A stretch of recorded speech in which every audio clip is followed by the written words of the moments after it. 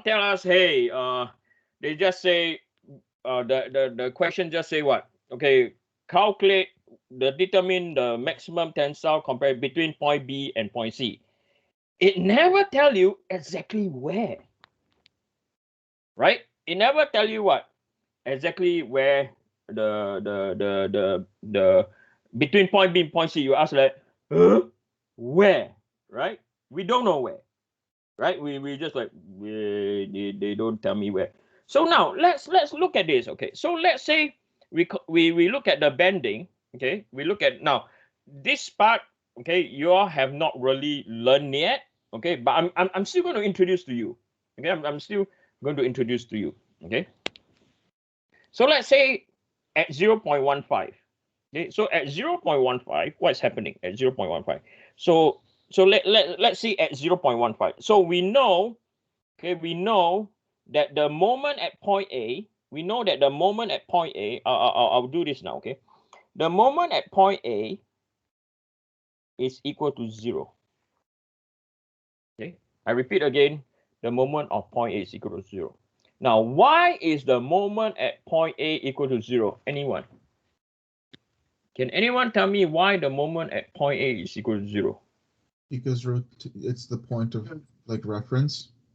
So No, it's not the point of reference. Is that because of the fixed point? Distance is 0. Huh?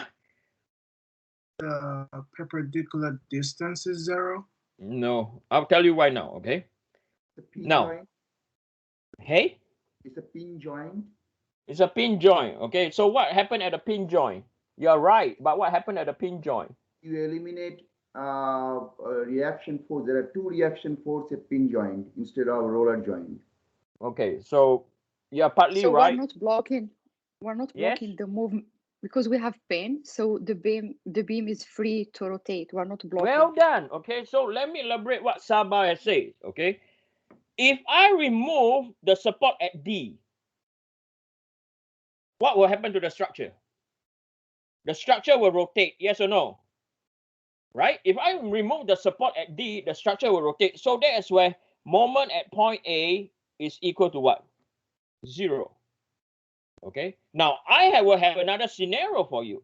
If I remove the support at A, what will happen at moment at point D? Will the structure rotate, yes or no? The structure will rotate. If I remove the support at A, right?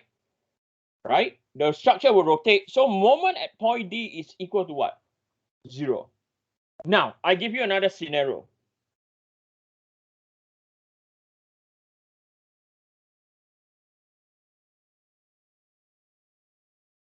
Point A and point B, right?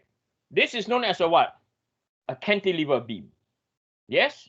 Now, what will happen if I remove the support at point A? What will happen? Is the structure going to rotate, yes or no? Hello? No. The structure will not rotate at all. Okay? You're right, the structure will still bend, but will not rotate. So that's the case.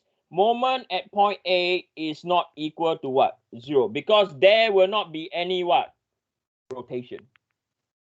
Okay. Now, what will happen now? Same configuration. Now I remove my support at A. What will happen to B? That is under a pin. What will happen? Will moment at B equal to what? Will B equal to 0 or not equal to 0? 0. Yeah, it will be equal to 0 because 0. when you remove the support at point A, the whole thing will what? Rotate. Okay. You are going to see a lot of this in about 4 to 5 weeks time. A lot. Okay. That's why I'm introducing this to you. Okay. And in this topic, we still need a very basic foundation about what this is what we call boundary condition. Okay. We have to know. Okay. So now, coming back to this question now. Okay. So we are going to draw our bending moment diagram. So we know at 0, the shear force, the bending moment is going to be 0. Okay. At 0.15, we also know that it is going to be what? 0, right? Because of what? Because I already explained to you at point A, if you at point A, if you remove the support at point A, D will rotate. Okay, or otherwise at point A, if the point A support is there, point D we remove, the structure will rotate. Okay, that's why moment is equal to 0. Now, the next thing we're going to do, if we want to find moment at point, we're going to find moment at point B. Sorry, I'm a little bit tongue tied. Moment at point B. Okay, we're going to find moment at point B. So we draw moment at point B. So we start from 0, because everything whatever we draw is we go from left to right, yes or no? All right. Okay, we're going to start from 0. Okay, so this is our point A, and this is our point B, right? And then we have a value down here, right? So this is equal to 10 times 10 to the power 3. Yes or no? Right, this is times 10 to the power 10 to the power 3. So we're going to calculate the moment at point B. Okay, we're going to calculate moment at point B. Okay, so moment at point B will be equal, so this distance is how much? This distance is equal to 0.15. So this is equal to 10 times 10 to the power 3 multiplied by distance by 0.15. Okay, so 10 times 10 to the power 3 is equal to 1,500 Newton meter. So we know over here, right?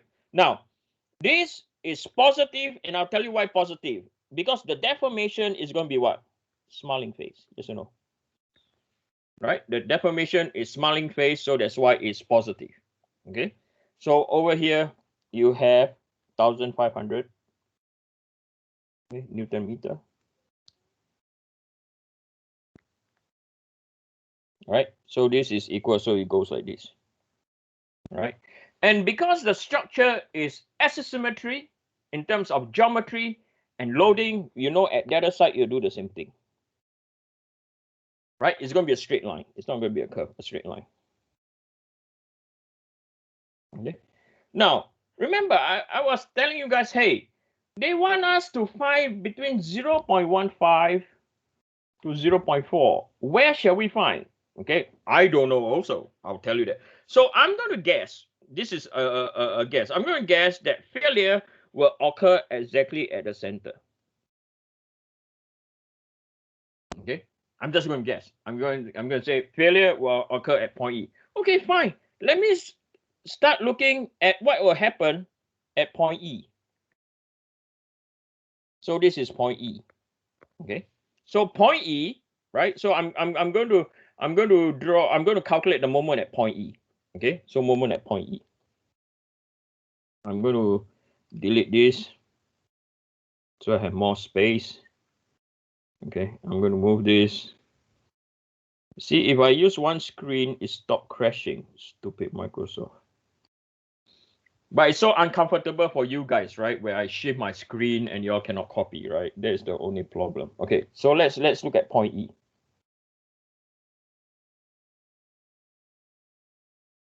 So this is my point E, right? So I have 10 times 10 to the power 3, right? I have another force 10 times 10 to the power 3. I know the distance from here to here, right? So this distance is equal to what? 0.15 plus by 0.125 is equal to 0.275. Okay, and then the distance from here to here is equal to 250 divided by 2, 0.125. Okay, so I'm going to calculate moment at point E. Okay, moment at point E. So moment at point E, right, is equal to so I will have to do anti-clockwise. Okay, anti-clockwise is positive. Okay, because anti-clockwise will generate smiling face, right? That's why it's positive. So this will be equal to 0.275 times by 10, which is going to be no, I'm sorry, I will not, sorry, ignore that one. I'm not doing static analysis. So moment at point E, right? So this will generate, so the 10 will generate a smiling face. It's going to push the structure up, yes or no? Right? It's going to push the structure up the 10. So this will be equal to 10 times 10 to the power 3 multiplied by 0.275. Right, smiling face. Right, the first 10 will do a smiling face deformation. Okay, the second one, okay, the 10 to the 10 to the power 3 multiplied by 0.15, this one will want to generate a what? A set face. Okay, so this will be minus 10 times 10 to the power 3 multiplied by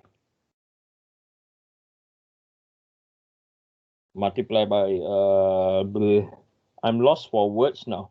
0.125. Okay, so this will be equal to 10 to the power 3 times by 275. So it's 2750 minus by 10 power 3 times by 0.125. This is 1250. So this will be equal to 2750. Okay, 2750 minus 1250 is equal to 1500. So over here, it will also be what? 50. So this will be a what? A straight line. So if you don't believe that this will be a straight line, you do another point. Okay, you maybe pick another point down here. Okay, we pick that point down here. So the point we do is 0.2. Okay, let's say we do another point where it's 0.2. So when it's 0.2, okay, when it's 0.2, I'm going to shift all of this. Okay, I'm going to shift. I want you to be able to see, and hopefully I could shift.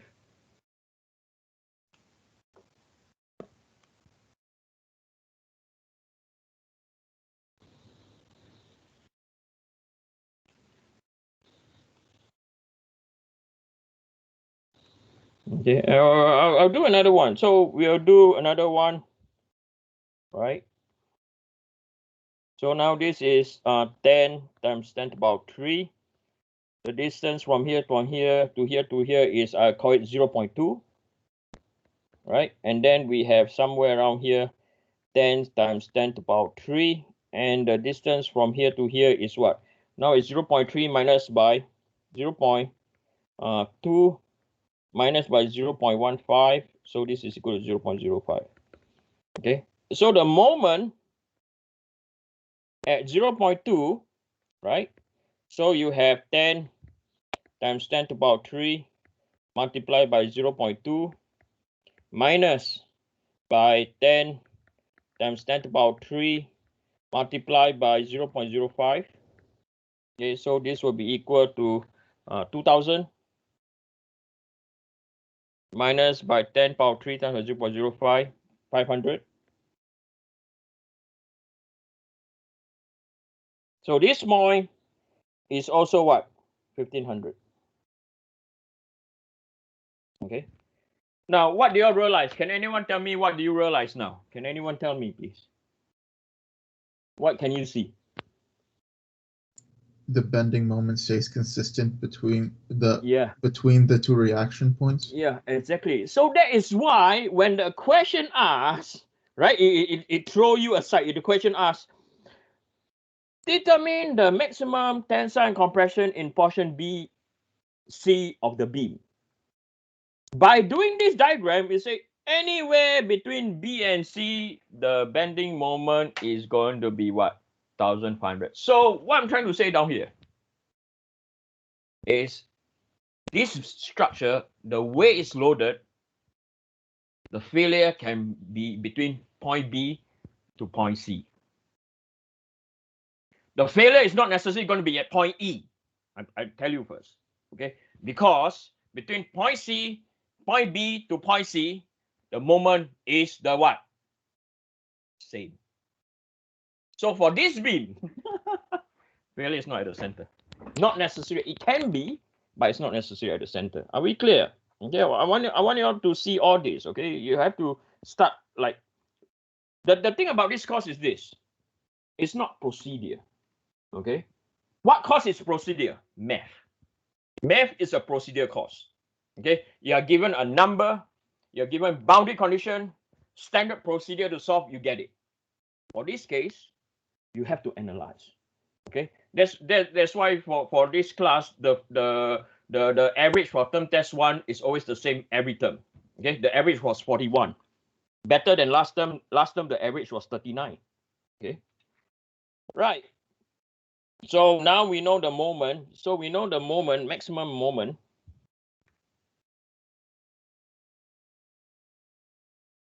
Is equal to 1500 Newton meter. We found this out already. Okay. So the next thing that we're going to